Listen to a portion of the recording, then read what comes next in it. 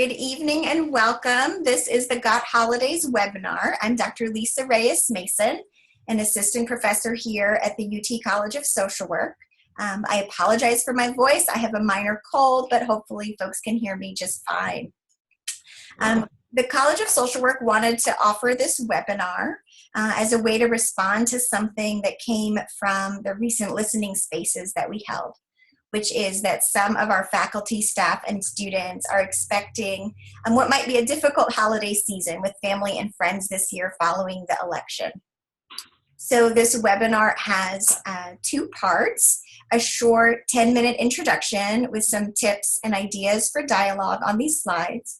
And I'll record this first part so that we can post the webinar online for folks who aren't able to attend. And then I'll turn the recording off and we can open up the webinar to ideas, thoughts, experiences, or questions from anyone on the call.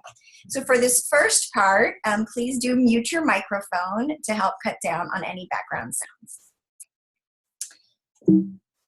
See if I can get the slide going. Okay, so to get started, it does seem that no matter who you voted for or what your political beliefs are, many would agree that the election process over the last year has deepened already existing divides in our country, and even within some families and between people and their friends. In our own college, it's definitely important to recognize that people have a diversity of views and personal political beliefs. Our college strives to be a place where everyone feels welcome and where we ground ourselves in core values of the profession. So I want to emphasize that this webinar tonight is meant to be open and welcoming to all and not just supporters of one party or candidate or the other. Some journalists who've been writing about this election have talked about how part of the challenge is that we live in worlds of our own design. We have filter bubbles through what news we watch or read or listen to, and whose social media accounts we follow and like or share with others. But one of the main takeaways about these divides are that in order to heal them, we need to think about building bridges. And so I think this quote is a good introduction to my theme for tonight. It's from an article at The Conversation. And it says that healing the country won't come from Washington. It will come from each of us at our own family dinner table, local Kiwanis Club, town hall, workplace, and sports league.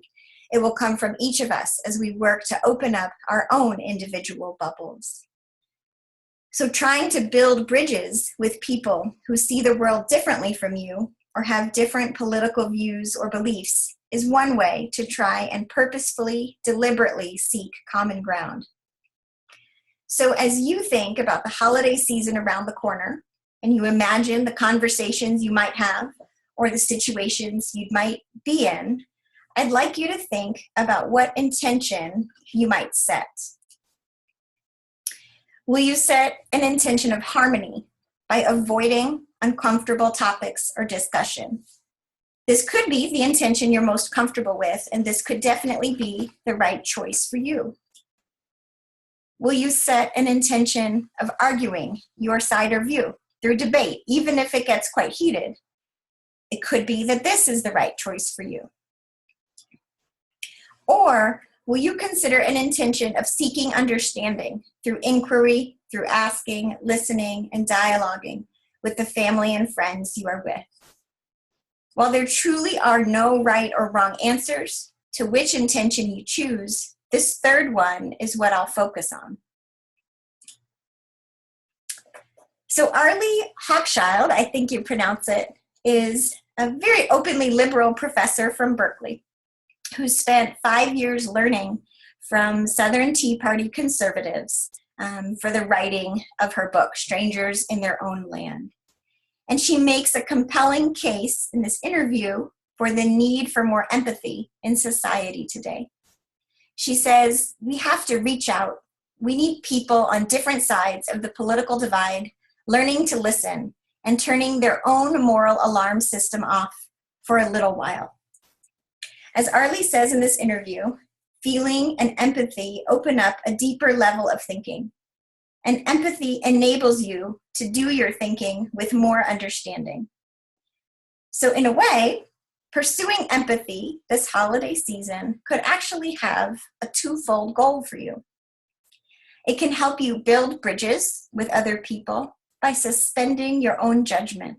As Arlie says, turning off your moral alarm system for a little while and truly listening to other people to seek to understand them. Not to change them, not to defend your own view, but to understand those other people.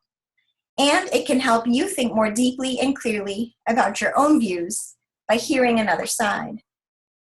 So, if you do choose to seek inquiry and empathy this holiday season, how do you actually do that? There's a New York Times piece that has a nice kind of facilitation guide for exactly how to do this. First, they suggest a few ground rules for the conversations that you try to have.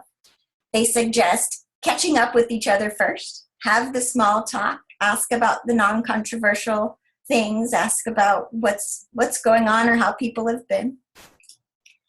Try to assume good intentions. Even if you have prior experience that tells you otherwise, try to go into these conversations assuming good intentions and with the plan to let other people's, perhaps in this case, imperfect word choices go. Also, the point of these conversations is not to dwell in policy debates. It's to listen, to really listen to people's answers as you ask them a set of questions, and hopefully as they ask you those same questions as well. So just some of the questions that they suggest are here. You can find all of them at the link on the page before. But some of them are to get started by talking about your relationship. Describe your relationship to me. Are we close? Who did I vote for and why? Notice that you're asking the other person what they think about who you voted for and what they think or what they believe about why you voted the way you did. Why do you feel differently? How do you think our views came to be so different? If there's somebody who's a Clinton supporter, ask, is there anything you are hopeful about in a Trump presidency? If the person was a Trump supporter, is there a goal Clinton talked about that you could get behind? And what do you think we agree on? So again, these are just some of the 19 questions that this Times piece lays out in this facilitation suggestion.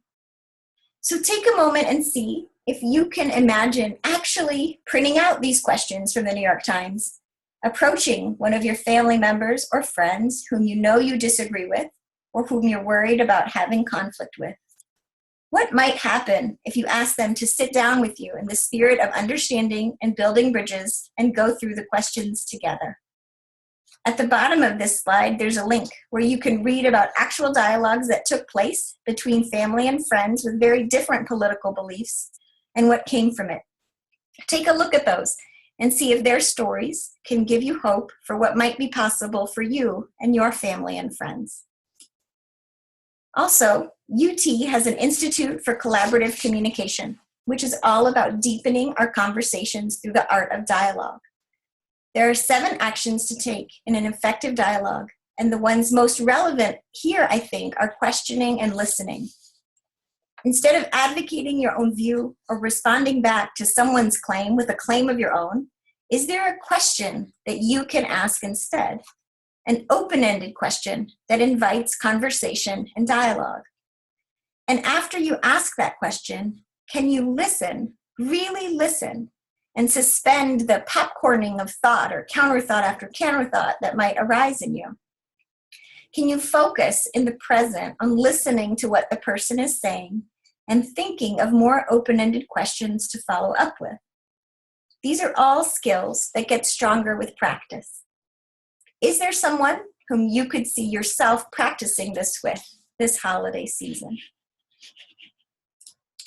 And finally, self-care. It wouldn't be a social work webinar if we didn't talk about self-care. For some, the idea of dialogue and empathy this holiday season is too far of a stretch. For others, trying these ideas out may sound good, but there's a chance the conversation will still fall apart. What to do and how to take care of ourselves this holiday season, wherever we may spend our time. Remember to practice mindful moments. You don't need to be a certified mindfulness practitioner to remember from time to time to bring your awareness back to the present moment, not to yesterday's conflict with your mom or the dreaded exchange tomorrow with your brother, but bringing your awareness to the present now, aware of whatever you're sensing or experiencing in the moment. Perhaps through as simple an act as becoming aware of your breath, not changing your breath, just sensing it as it enters and leaves your nose or mouth or wherever you sense your breath best. Also, from time to time, take conscious deep breaths. Maybe set a goal of 5 slow, deep breaths 3 times a day. Take and enjoy brief breaks. Play with the little kids. Plop down in front of the TV with them. Take a short walk. Take in the sunrise or sunset or the first star. Ask for help. Sometimes helping professionals like ourselves are the last ones to ask for help. If you know you're going home to a challenging situation, or if you know you've decided not to go home, ask for help from the people you are comfortable with. Find a place to stay or a place to be at the time of the holiday event when you would usually be with your family. And finally, plan ahead for after the holidays. Put something fun, restorative, or healing on your calendar for when the holiday season is done, so you can look forward to it and know that you'll be taking care of yourself as the new year begins.